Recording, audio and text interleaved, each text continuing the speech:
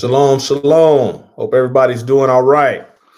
A Louisiana teen traveled to the West Bank to learn about his roots. He was shot dead. NBC News reports.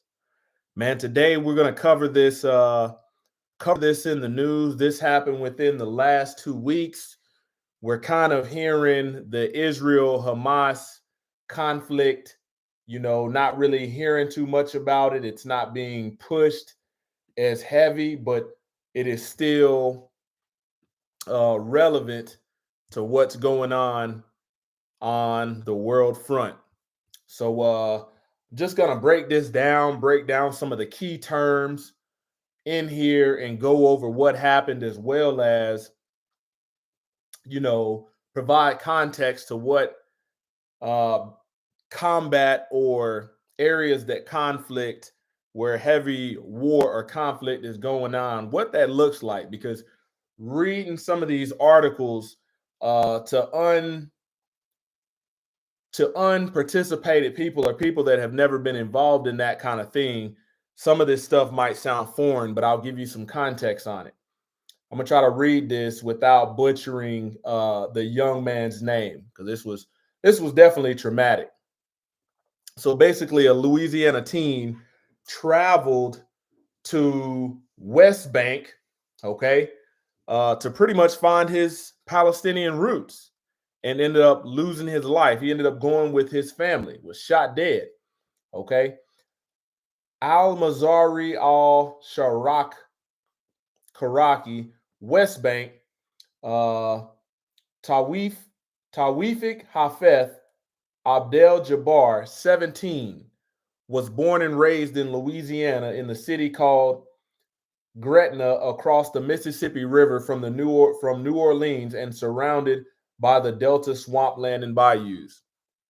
So, born native to the United States, says it is a long way from the mountains of the occupied West Bank, but when Tawfik arrived in May, he was excited to properly explore the landscape of the village where his dad grew up and to learn more about his roots as a Palestinian-American.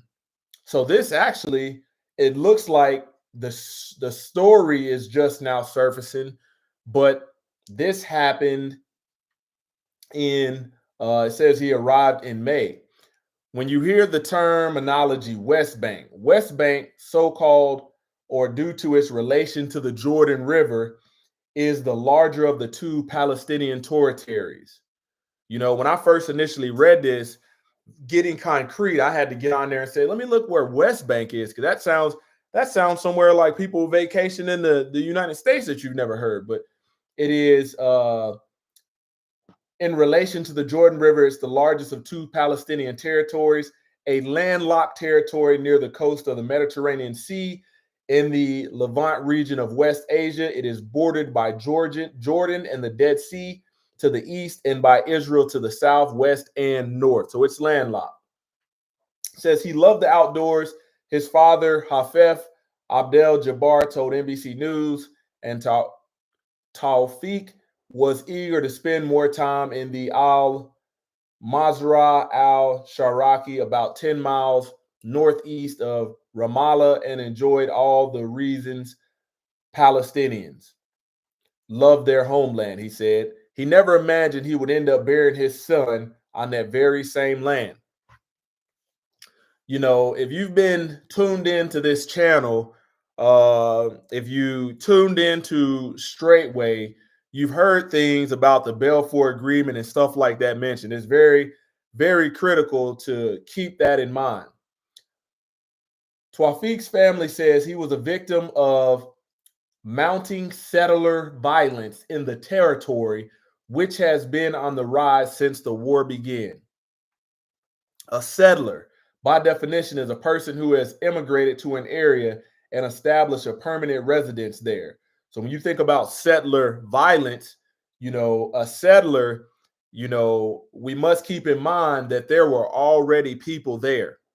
There were people already there in this land. The Balfour Agreement is what gives us that evidence that it was already people there. Okay. But this is just one of many violent acts that's going on due to this conflict. As an American, Abdel Jabbar said he would have expected the U.S. to seek justice for his son. But he says the Biden administration's support of Israel, including with weapons and what he sees as a tepid response from the White House to Tawfiq's death, makes him doubt that his government will act on his son's interests. So oftentimes when you look at justice, people think of justice as their desired outcome. And then you often hear people say, man, they're not satisfied with the way justice was carried out. It's very important to understand what justice is. Justice is a due process, and the person seeking the justice doesn't get to determine what the due process is. That's the hard pill to swallow. All right, justice is the ethical, philosophical idea that people are to be treated impartially, fairly, properly, and reasonably by the law and by arbiters of the law, that the law are to ensure that no harm befalls another, and that where harm is alleged, a remedial action is taken. So when you think about this, you're dealing with two different countries that's got two different laws. So the way you go about in the way you go about seeking justice out of the country is completely different than seeking justice here. And still, you have your own constraints with seeking justice because there's, federal law and then there's state law. So oftentimes people aren't satisfied. I can definitely understand, this father lost his son, taking his son to see the land that he's from, and just a victim of settler violence. All right. Let's see. It also says Abdel Jabbar and Tawfiq had gone out for a picnic with friends on Friday when he was shot by a person. Witnesses told Abdel Jabbar appeared to be an Israeli settler who initially opened fire, followed by someone wearing a uniform for Israel Defense Forces. So when you think about this, we saw, Brother Pete Rambo was able to get over there and, say that he didn't see any conflict. But for this Louisiana family, and father, he ended up losing his son over here. All right. It says the IDF said it had received a report regarding an off-duty police officer and a civilian who fired toward a Palestinian individual suspect of hurling rocks in the area. It confirmed an IDF soldier was also in the area and said it was investigating a claim that the soldier fired at the Palestinian. Man, it's very important to understand for somebody that's never been a part of the military or never experienced any kind of conflict. If you're in an area where there's not conflict going on and somebody's throwing rocks, that's completely different. You'll look at these rocks and hear them ricochet. But in an area where, it's very prevalent in Iraq and Afghanistan, and you're doing these convoys on these routes, and you're in an area of known conflict where IEDs and all kind of blasts and stuff take place, you can't assume it's a rock, especially if you have a gunner on a turret and that turret has access for something to fly in there, because it was later known that, okay, they would throw different type of explosives and it was taking lives. So in a area of conflict or in a combat zone, man, if you are an innocent bystander, hurling rocks or throwing stuff is a quick way to lose your life. And there's no way to know the validity of this, but this is the report. The Israeli police said it was also investigating the incident. Asked to confirm whether the civilian was an Israeli settler, the IDF referred to NBC News to the Israeli police. So they pretty much deflected to the Israeli police, which did not immediately respond to requests for comment on the civilian's identity. Abdel Jabbar dismissed the suggestions his son might have been hurling rocks as a lie. If he was there, he's probably gonna have better understanding of what happened. But he said, even if it were rocks thrown in that area, so what? That's the reason I gave you the context, because you're not, especially where different military forces are passing through and there's known combat. Yeah, hurling rocks is not your best bet. Not your best bet if you want to, see the light of day. If they were throwing rocks 150 meters to the street, what is it going to do to a tank? So the father may not understand that, historically in combat, people have been known to try to throw explosives to military equipment. What is it going to do to a tank or a Jeep? If it's an explosive, it's going to do a lot to a tank. I mean, not a tank, but a Jeep. It'll do a lot to a Jeep. A tank, depending on the explosives, or to a car full of soldiers.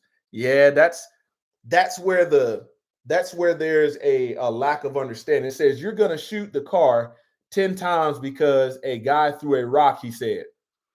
Man, you have to think there's a lot of drive-by type stuff. People in conflict, man, there's a heightened sense of awareness.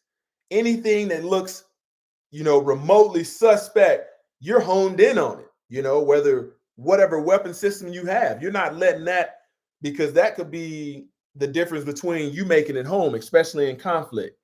So speaking with NBC News shortly after his son's funeral, Abdel Jabbar described racing to the scene when he heard his son had been shot. He found him bleeding in a truck with 2 gunshot wounds, one on the other head and the another in the chest. I took him with my bare hands out of the car, he said. So he went to rescue his son. So apparently the IDF told him that if he went to go rescue his son, they were going to shoot. And he said he rested anyways. He went in anyways. Blood could be seen on the shattered windshield and the seats of the truck Tawfiq was shot in. Shards of glass were strewn along the terrain where his family says the vehicle rolled over before coming to a halt over a section of Highway 60. That's not the Highway 60 you and I know. It says since October, at the start of the war in Gaza, 344 Palestinians, including 88 children, have been killed by security forces and settlers across the West Bank, according to the data from the United Nations Office for the Coordination of Humanitarian Affairs. Settlements which are considered under illegal under international law are settlements which are considered illegal under international law are Jewish communities that have formed in West Bank after it was occupied by Israel in 1967. It's very important that when you look at the Balfour Agreement, you see that the Balfour Agreement happened prior to this. So prior to the Balfour Agreement, this stuff wasn't taking place. Israel mountains that only settlements built without permits or on state land should be considered legal. Okay. And then it has in bold on this article, it says, my son is an American. Even as settlers attacking the West Bank increased, Abdel Jabbar thought the small village he grew up in would remain far from the violence. Imagine you're taking a family trip, to go back and see where your ancestors settled, and you're showing your son that, and your son gets caught up in and loses his life. Okay, just a little bit of information on the Balfour Declaration or Agreement. The Balfour Declaration, which resulted in a significant upheaval in the lives of Palestinians, was issued on November 2nd, 1917. So that's the start of it. You got the Balfour Agreement of 1917, and then you have another key component, which is, I want to say, 1947. All right. So just wanted to give you guys some context on this, because this stuff is still happening. There still is an engagement going on. But as the media shifts the narrative to something else, we lose sight and how soon we forget the conflict, because that is war-torn country. And let's get to the word to get some concreteness So when you look at the word, if we go to Luke 21:24, it reads, "And they shall fall by the edge of the sword, and shall be led away captive into all nations, and Jerusalem shall be trodden down of the Gentiles, until the time of the Gentiles be fulfilled."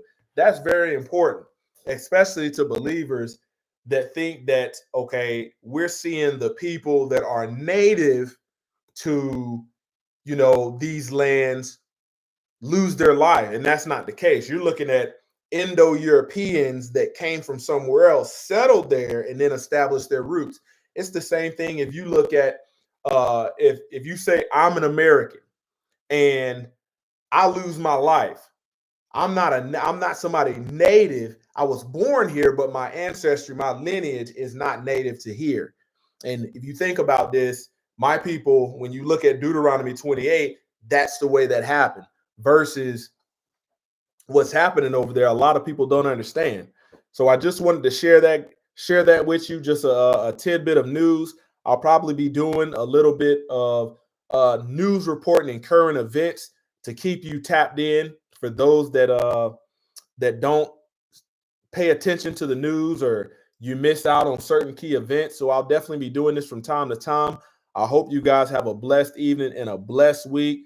Shalom. Hey, and all praise to the Most High Yah. Close to the Yah Ministries, kicking that thing gun barrel straight.